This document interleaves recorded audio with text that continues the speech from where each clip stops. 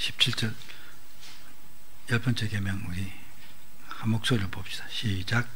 내 이웃의 집을 탐내지 말라. 내 이웃의 아내나 그의 남종이나 그의 여종이나 그의 소나 그의 낙이나 무릇 내 이웃의 소유를 탐내지 말라.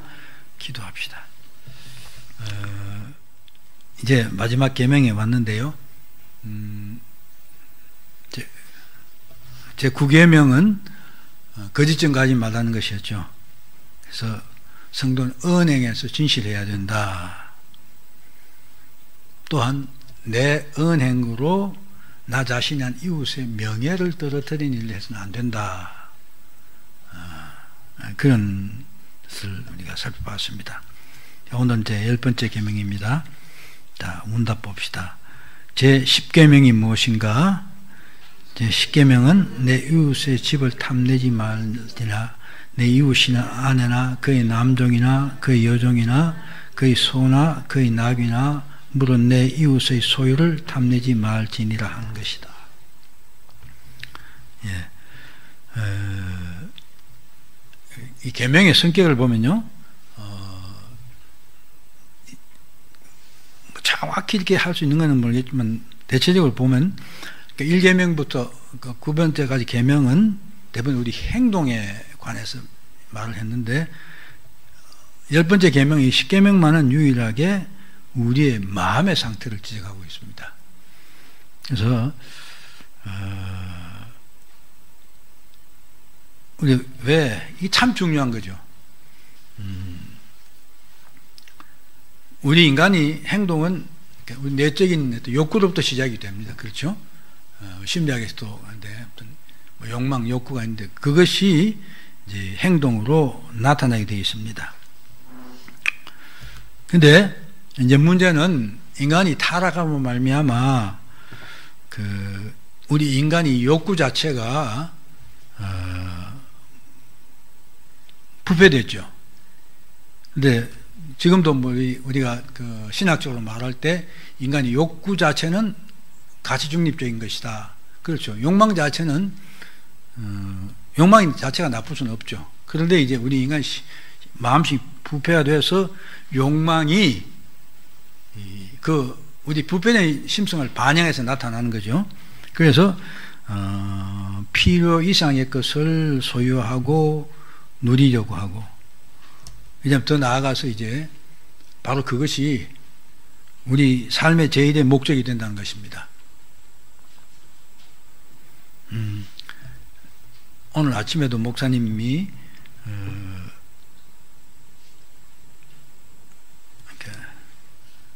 우리 인간들의 어떤 본질적인 그런 문제를 말씀을 하셨는데,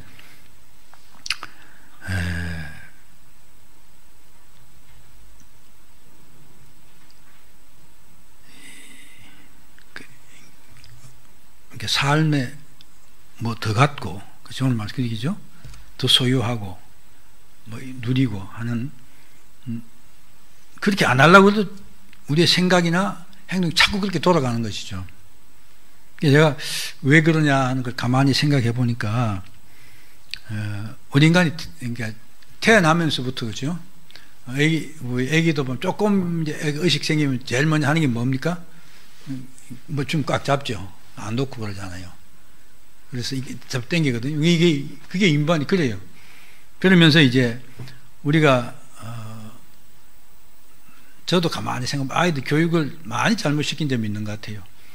경쟁에서 이겨야 된다고 가르쳤고 하는 것들이 다 뭐냐면 내가 더 많이 갖고 내가 더 낫고, 그러니까 세상에서 말하는 높은 자리에 올라가고 싶은 거죠. 그래서 내가 남을 통제하고 다스리고 하는 거지 내가 그런 게 싫다는 거죠.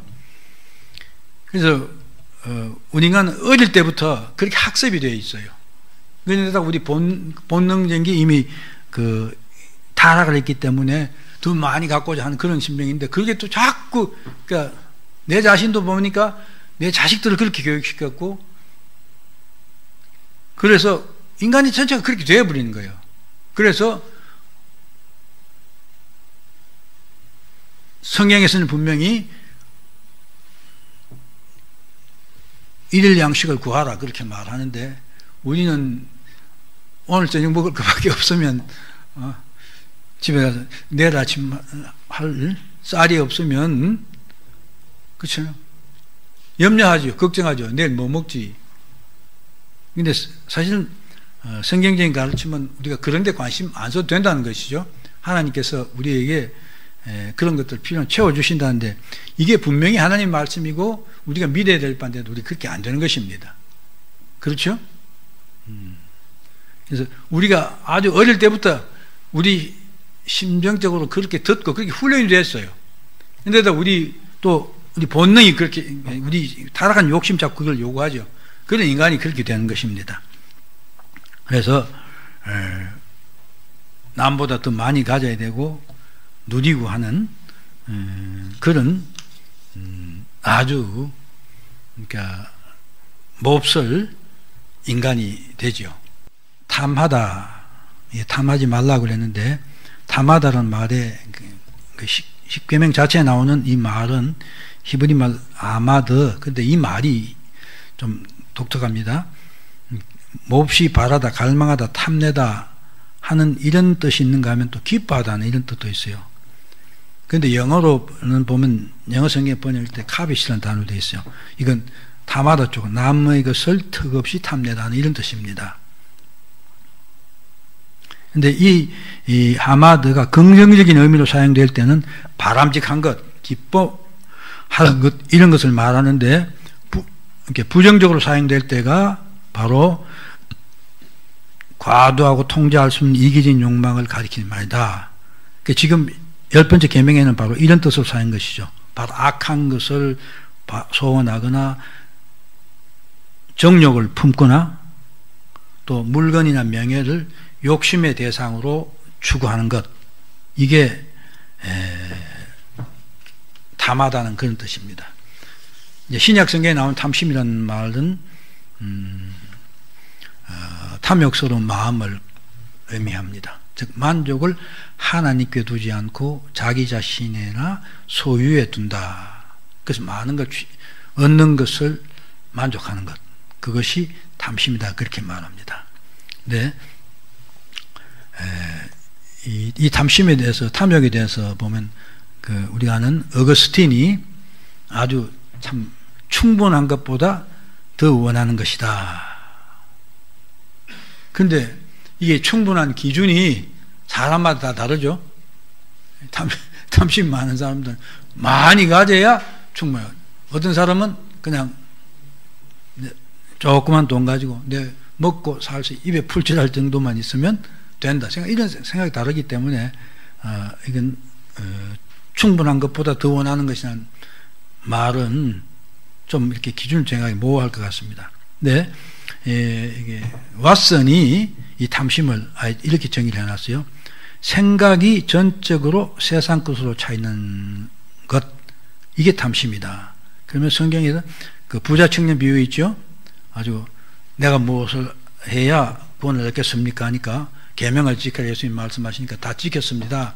그러니까 예수님께서 딱 그 사람의 아시니까 내 재산 팔아서 다 나눠주고 넌 나 따라오라, 그렇게 하니까 가버렸다.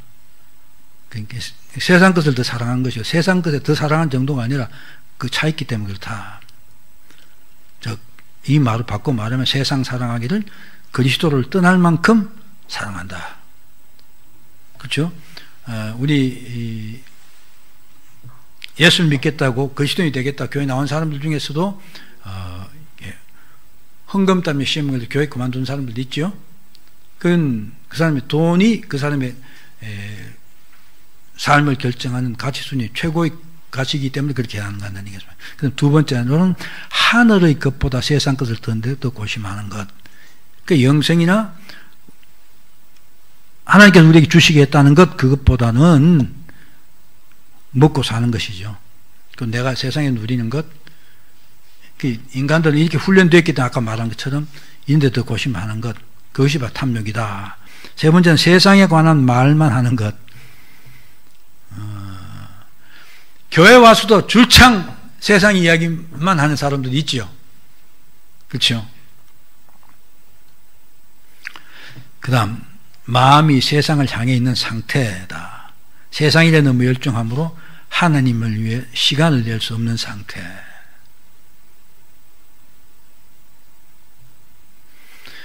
불법으로라도 세상 것을 차지하고자 하는 마음. 불법을 저지르더라도 바로 아까 예를 든 지금 이야기되고 있는 사람도 이것이죠. 이런 것들이 탐욕이다. 근데 이제 이 탐심은 성경에서도 이미 죄라고 규정을 하고 있는데요. 내게 탐심이 있으면 결국은 분수를 넘는 불법을 행해도 내가 갖고 싶은 갖고자 하는 그런 상태로 사람을 자꾸 이끌어가는 것이죠. 그러니까 하와가 뱀의 유혹을 받아서 죄를 짓는 것도 바로 그것입니다.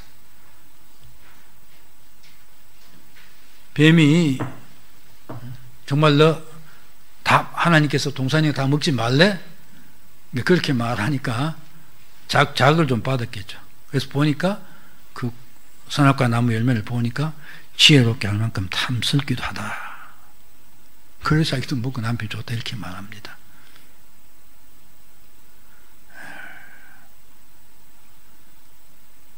근데 우리에게 탐심에 참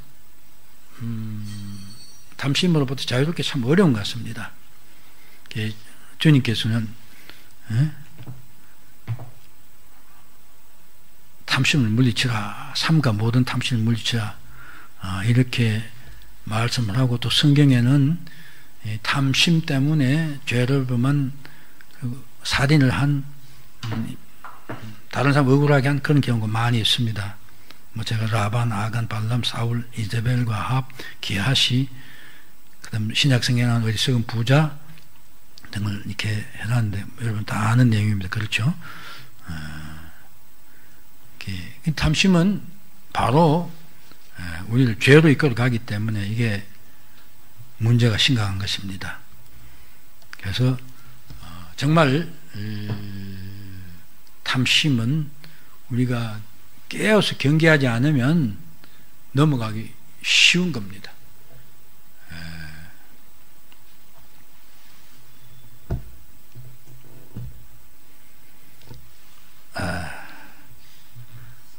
제가 참 이번에 뭐 중국도 갔다고 하는 그런 과정에서요, 제가 믿음이 너무 적은 사람이구나 하는 결론을 내리게 됐어요. 그러니까 중국 가고 뭐 이렇게 하려니까 돈이 꽤 들더라고요. 그래서 제가 우리 이 목사한테 어느 정도 비용이 드냐 하니까 뭐 얼마 든다 그런 이야기를 했어요. 그 제가 가만히 생각해 보니까 제가 연금 받아서 생활하는데 그래서 또 뭐 모아놓거나 저축해 놓은 게 하나도 없어요. 그런데 야 그러면 이게 참 힘들겠는데 하는 생각이 들어서 내가 고민이 빠졌어요. 가기는 가야겠는데. 그래서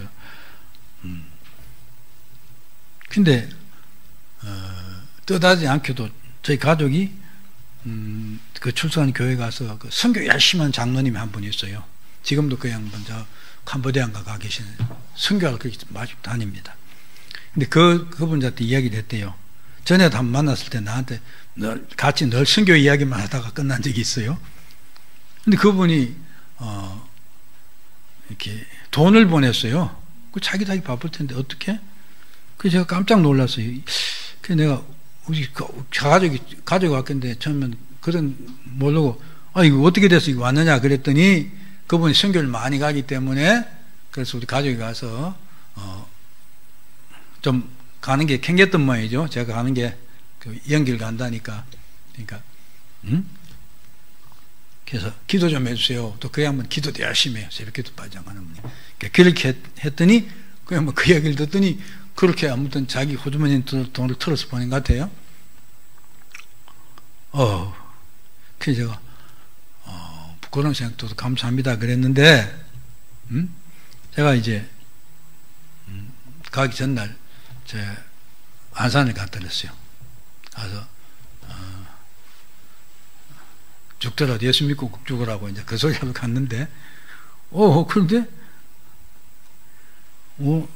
생각도 안 되는데 봉투를 하나 주더라고요. 보니까 돈이 꽤 들은 것 같아요. 근데 제가 와서 결산을 해보니까 어떻게 되는지 아십니까? 가기 전에 그 받은 돈에서 그 받은 돈 가지고 갔다 와서 돈이 한 4만 원 정도 남았어요. 근데 그 전에 이미 제가 그 돈을 받으면서 저를 부끄럽게 생각했어요. 그래, 하나님이 제가 가야 될 길이 좀 가게 하시면서 가라 그랬으면 가면 되는 거지. 그렇잖아요. 근데 제가 먼저 카운터를 뭐 했냐. 비행기 삭스는 어떡하지? 그럼 당연 생활비가 모자라는데, 예? 그 생각을 한 거예요. 그러면서 고민을 했어요. 제가. 근데 제가 그 고민도 끝나기 전에 이미 비행기 다 채워주고, 전 얼마나 들지 몰랐어요. 했는데, 갔더니, 예? 거기 가서 우리 그 잘 안내하는 사람에게 애기 갖다 주라고 과자도 사주고 막 그랬는데도 불구하고, 예? 그러니까 제가 얼마나 믿음이 없는 사람이며, 또 제가 소위 말하는 그렇죠? 탐심이라고 할 수 있는 건지 아닌 건지 모르겠는데, 그렇게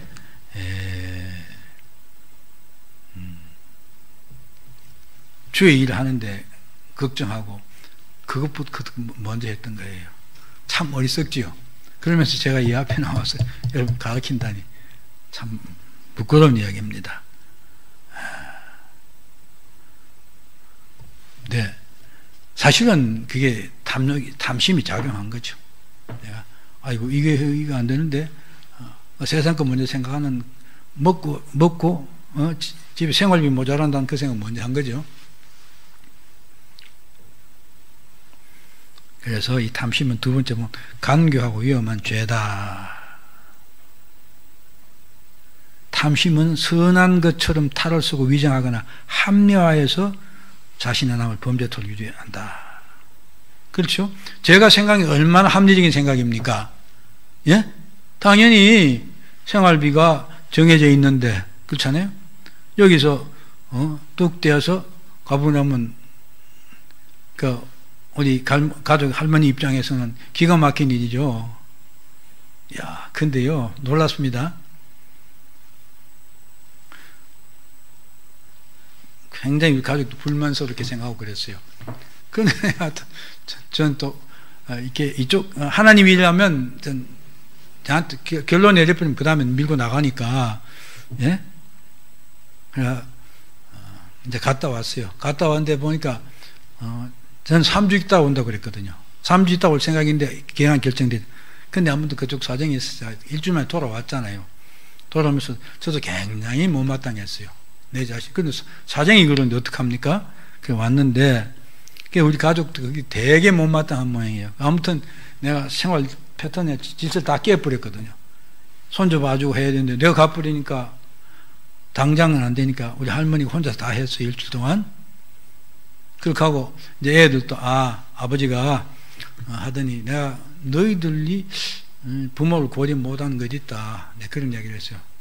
그런 점에서 너희들 나쁘다. 왜? 이제는 너희들이 나이가 이만큼 되고 너희들 생각 너희들이 해야지. 왜 아버지한테 기도하냐? 왜 너희들 애들 봐줘야 되느냐?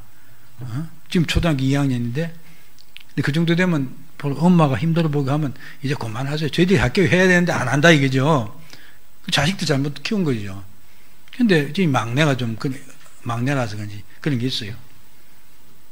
근데 아무튼 그러니까 그게 깨지고 해서 우리 가족이 되게 불만스러웠어요. 그래서 제가 갔다 와서 공격을 실컷 받았어요. 뭐 대단한 거 하는 것처럼 하더니 그냥 며칠 있다 오고 말이야. 그러면서 그래서 내가 아무 소리 못 했어요. 화면 뭐 합니까 또. 그래, 다 했는데 그러더니 지난 2일 날이죠. 2일 날 저쪽에 월삭기도회가 있거든요. 월삭기도회 가는데, 그러니까 제가 새벽기도를, 월삭기도 할 때는 가족을 태워다 줘야 되니까 제가 같이 가요. 그래서 매월 이런 저쪽 교회 가서 새벽기도를 하는데, 아무튼 차를 타는데 우리 가족이 탁 그런 이야기를 해요. 아, 됐다고. 이제 우리 수입 중에서 최소한의 생활비만 빼가지고 자기 주고 나머지는 선교 다 하십시오. 예? 참 그러더라고요. 그 내가 너무 감사하고 고맙죠. 그것 때문에 자꾸 이렇게 생기면 안 되잖아요. 그게 사실 저는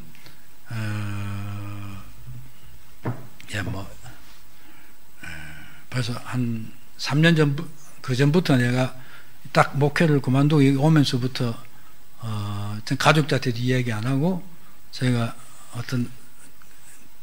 제가 들어오는 돈 일부를 제꼈어요. 제껴서 그래서 세 분 선교사에게 계속 돈을 보냈어요. 그러다가 안 되겠다는 생각이 들어서 그 중에 또 적금을 들었어요. 선교를 하기 위해서 적금을 들었어요. 그게 얼마 되지 않지만은 아무튼 어제 6일이 만기가 됐어요. 그래서 저는 카운트를 그렇게 했죠. 아, 충분 몇 분 더 갔다 올 수 있겠구나. 근데 우리 가족이 그렇게 이야기하는 거예요. 얼마나 고맙습니까? 근데 또 어젠가 그젠가는 또 뭐라고 그러더라고요. 아무튼 생각해보면 제가 괘씸한 거죠. 왜? 의논이나 하면 좋은데 의논도 안 하거든요. 왜? 의논하면 아예 성립이 안 되죠. 그렇죠? 제가 그런 식으로 계산하는데 하물며 그렇잖아요. 네, 그게 뭐냐 지금 말하고자 하는 건데 내 마음속에 있는 탐심이에요. 기본적으로 탐심이고 내 삶에 대한 염려예요. 그게 교묘하게 이렇게 탈을 쓰고는 그런 식으로 우리가 하나님 말씀 순종해 살고 오늘 아까 찬양한 것처럼 한 부분이라도 예수 닮고 살고자 하는 그런 노력을 무의로 만들어가는 거예요. 그렇기 때문에 우리는 진짜 믿음으로 살아야 됩니다. 믿음으로. 예? 그 탐심도 물리쳐야 됩니다. 자, 이제 우리는 항상 우리 자신에게 정직해야 탐심을 물리칠 수 있다. 이게 정직인 아닌 게 들어오면서 내가 합리적으로 생각한다 이렇게 판단하고 한다 이것입니다. 그러나 그게 결국은 믿음으로 사는 것이 아니고 탐심에 지배되는 그런 삶이 된다. 그래서 제가 여기 때 탐심 속지 않도록 영이 깨어 있어야 된다. 그렇게 말씀드리고 싶습니다. 탐심은 모든 죄의 원인이 된다. 이 마음의 상태이기 때문에 내 마음에 탐심이 있기 때문에 결국 죄를 낳고 죄를 낳고 죄를 낳고 이렇게 되는 것입니다. 근데 이 탐심이라는 게요, 이제 네 번째 이렇게 해서 하나님을 배반하면 멸시하는 죄다. 됐어요? 예, 시편 3절에 보면 이런 말이 있습니다. 악인은 그의 마음의 욕심을 자랑하며 탐욕을 부린 자는 여호와를 배반하여 멸시한다. 그렇죠? 내가 지금도 그렇잖아요. 제가 제 사정을 고백한 것에서도 나오지만은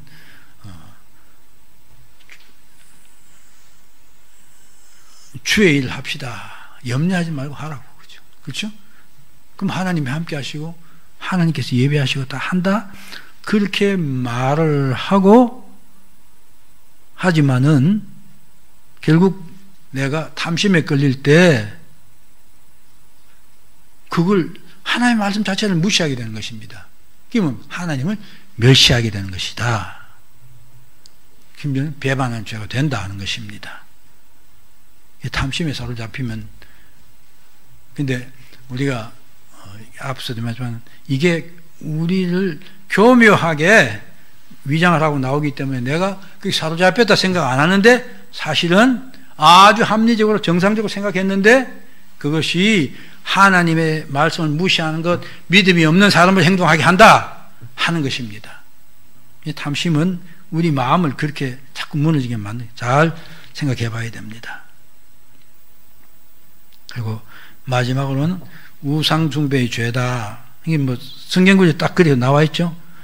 에베소서에 나왔고, 에베소서 5장입니까? 나오고, 골로새에 나오는데, 탐심은 우상숭배다. 왜 탐심이 우상숭배가 됩니까?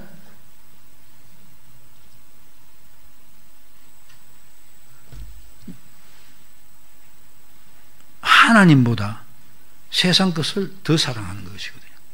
그게 우상숭배죠? 그게 우상숭배 아닙니까?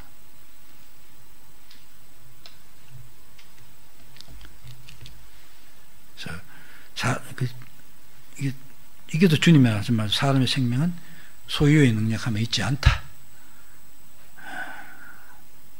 그래서 내가 요 정도 해놓고 여기부터 주의 일 한다, 그런 생각하면 100번 해도 100번 못합니다. 제가 목회 시작을 할 때 아주 뭐 형편없는 조그만 하면서도 제가 정했던 게 두 가지가 있어요. 전도는 기본삼에 선교에 참여한다. 그 다음에 섬김에 참여한다는 것이었어요. 그래서 마이너스가 나도 계속 나도 선교에 대한 돈을 조금 자꾸 정립을 했어요. 아무튼 교회가 좀 선교한다 하고, 그 다음 한 달에 한 번씩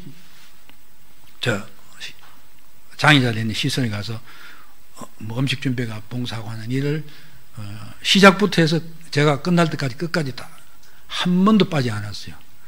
근데 그렇게 진짜 가난뱅이 교회였지만은 나중에 재정이 없으니까 교회 재정을 안 맡으려고 하고 막 그런, 그래도 아무튼 뭐 누군가 맡겨 놓고 그렇게 했습니다. 근데 결국은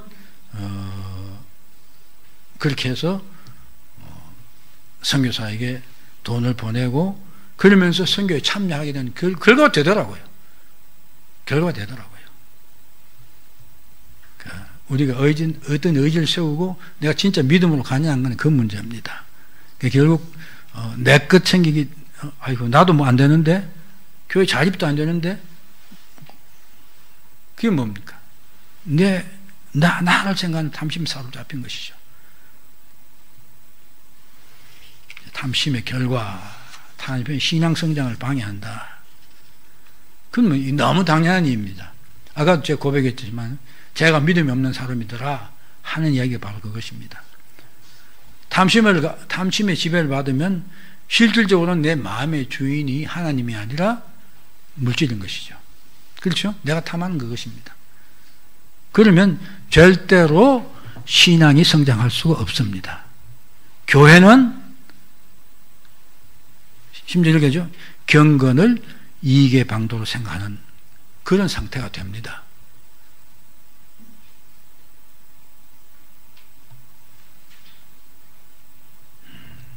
이런 면에서는 우리 목회자들도 좀 잘 생각해 봐야 됩니다. 그래서 성경에는 우리에게 자족한 마음을 가지라 이렇게 말합니다. 탐심이 있으면 시험에 빠지게 됩니다. 믿음에서 멀어지게 됩니다. 더더구나 교회 공동체가 탐심 때문에 파괴됩니다. 세상이 치열하고 살벌하고 기회 있으면 남을 잡아먹어서라도 아까 말한 사람처럼 거짓말을 해서라도 법에 금하고 있는 법을 공직에 있는 사람이 공직에 있는 자기 정보 첩보를 이용해서 그걸 불을 부리는데 쓰면 안 된다 했는데 그렇게 안 하도록, 그게 그런 법에 안 걸리도록 하려고 법을 안 하는 사람이니까 온갖 묘한 해가지고 다 그렇게 하지 않습니까? 그게 세상 사람이 하는 짓입니다. 근데 교회도 이 탐심관이 무너집니다. 결국 교회가 탐심이 지배하면 세상과 똑같아집니다. 그 교회는 분열됩니다. 목회자가 탐심을 품으면 결단코 성도들로부터 존경을 받을 수가 없습니다. 그런가 하면 성도들 중에 빠지면 분열되죠. 제가 잘 아는 어떤 목사님 아들이 있습니다. 그 우리나라에서 이렇게 설립자로 뭐 이렇게 제가 구체적인 교회명을 지적 안 하겠습니다. 다 그 교회가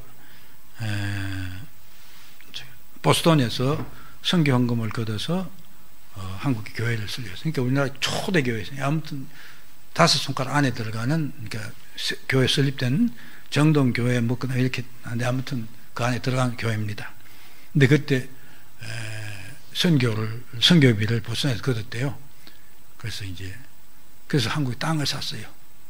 땅을 사고 거기다 예배당을 짓고 그래서 아마 그때는 한국은 경제 규모가 적기 때문에 조선은 그래서 그 돈 갖고 상당히 넓은 땅을 샀던 것 같아요. 근데 그게 이제 서울에서 아주 중심 땅이 되고 그러다 보니까 거기다 학교도 짓고 상가도 건설하고 뭐 이렇게 됐어요. 이렇게 돼서 엄청 부자 교회가 된 거죠. 그러니까 어떻게 되냐? 교회 보면 누구는 학교 하나 맡고 누구는 상가 관리 맡고 뭐 이렇게 돼가지고 교회가 소위 돈벌이 하는 조직이 된 거예요. 근데 그게 이제 시간이 흘러가니까 조직이 딱 됐어요. 자기들끼리 연결돼가지고 서로를 보호하는 거예요. 직장 생활 안 해도 교회 그거 하나 맡으면 생활하는데 전혀 지장이 없고 부자로 살 수 있어요. 그럴 건 아닙니까? 뭐 상가 엄청 많고 땅도 엄청 그래요. 그런데 이걸 완전 범죄 카르텔이 되는 거예요. 누가 와도 그걸 손을 못 대요. 만약에 그 교회 새로 들어온 사람이 뭐 직분을 맡고 예를 들어 장로들 중에서라도 그걸 이렇게 들여다보고 하면 그거는 절대로 용납 안 하죠. 자기 이익들 건드리니까 어떤 데는 쫓아내버려요. 잘라내버려요. 근데 목사님이 한 분 오셨어요. 그래서 보니까 이게 아니거든. 교회가 아니거든요. 아니죠. 그럼 교회가 될 수가 없어요. 교회 될 수가 없어요. 그래서 그거를 이제 개혁을 하기 위해서 시동을 걸었어요. 그러니까 어떤 일이 벌어졌냐? 어떤 누가 돈을 뭐 3억인가 5억인가 가져왔대요. 가져가지고 쓰십시오. 교회 발전에 쓰십시오. 뭐 했겠죠. 그러니까 그 목사님이 안 받았어요. 그게 어떻게 했는지 아십니까? 차명계좌 하나 만들었어요. 예? 그 돈 가져갔던 사람이 차명계좌를 만들어가지고 그걸 넣어놓고는 그 차명계좌를 가지고 고발을 했어요. 우리 이 목사에게 돈을 줘서 이 목사가 돈을 받고 차명계좌를 만들게 갖고 있다. 그러니까 이 사람 안 된다. 쫓아내야 된다는 거죠. 그래서 그건 아무도 모르잖아요. 그러니까 아는 사람은 누구냐? 차명계좌 만들었다는 목사도 몰라요. 돈 한번 갖다 시도했다 안 가지만 그 차명계좌 만든 사람만 알아요. 자기가 한 줄 그것만 다른 사람 모르죠. 그런데 이거 고발한 거예요. 그러니까 밝힐 수가 없잖아요. 예? 그냥 누구 명 이름으로 했으면 아니면 차명계좌를 하나 만들어가지고 했다 이거죠. 그래서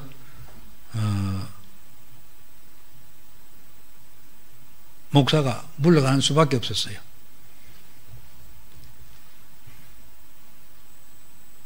그게 한국의 기독교를 일으킨 교회에서 일어난 일입니다. 그것도 어제 아주 옛날 얘기가 아니에요.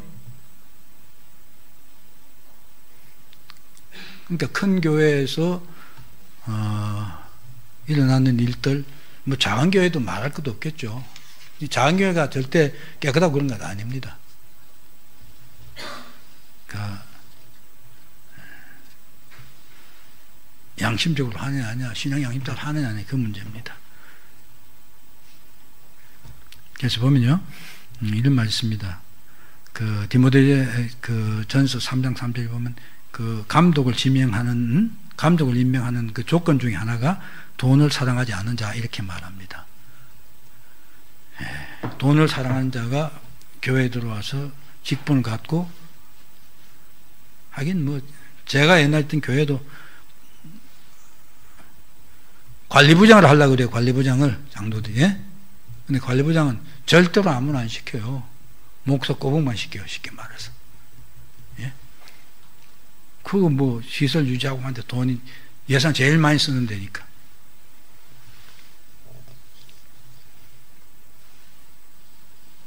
교회 공동체가, 한국 교회가 타락하고 망하는, 또 다 돈 때문에 망하는 것입니다. 탐욕 때문에 망하는 것입니다. 그래서 결국은 그런 탐욕을 부린 자들은 천국에 들어가지 못한다. 우상숭배자가 어떻게 들어가겠습니까?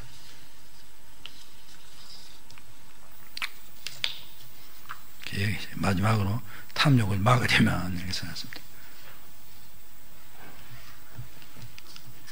믿음으로 살고 믿음을 가져야 됩니다. 진정한 믿음을 가져야 됩니다. 신령한 일을, 영적인 일을 매진해야 된다. 죄라는 것을 인식해야 된다.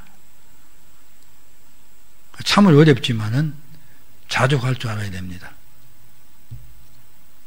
근데 자족한다는 게 쉽지 않겠죠? 어떻습니까?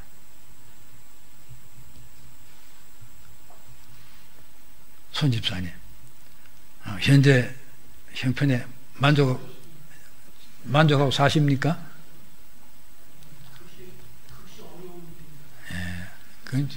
예. 그렇게 어려운 일이 아니라 진짜 힘든 일입니다. 진짜 믿음으로 들어가지 않으면 절대로 안 됩니다. 그렇죠?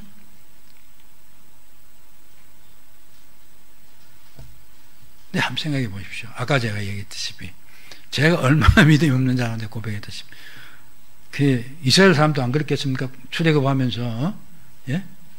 먹을 게 떨어졌는데 뭐 어떻게 해요? 그 하늘에서 하나님이 만나라는 걸 내려주고 누가 알았겠어요? 예? 제가 야 이게 돈이 없어 어떡하나 하고 고민하고 있는데 전혀 생각 못했어요. 전혀 생각 안 돼서 저는 갔다 오고 돈이 4만원인가 남았다고 그랬잖아요. 저 계산을 딱 해보니 남았어요. 저는 뭐든지 다 정리를 하면 벌 수 있기 때문에 딱 그렇게 됐어요. 근데 뭐 할 말이 있습니까? 믿음으로 사냐 안 사냐 그게 문제입니다.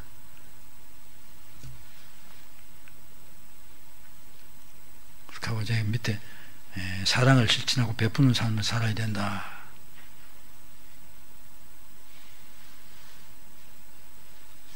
내 쓸 것도 없는데 어떻게 다른 사람을 도와줘? 그게 정상적인 생각이죠. 그렇지 않습니까? 근데 우리나라 속담에도 이미 이런 말이 있어요. 뭐지? 콩 한쪽도 12명이 나눠 먹는다고 그래요. 그게 우리나라 사람은 지혜가 있었던 거죠. 사실 우리나라 사람들은 너무 가난하게 살았습니다. 왜? 중국에 수탈당하고 몽고에 수탈당하고 일본에 수탈당하고 그리고 국내적으로는 더 많은 거예요. 양반들에 의해서 일반 서민들이 하층민들이 말도 못한 수탈당했어요.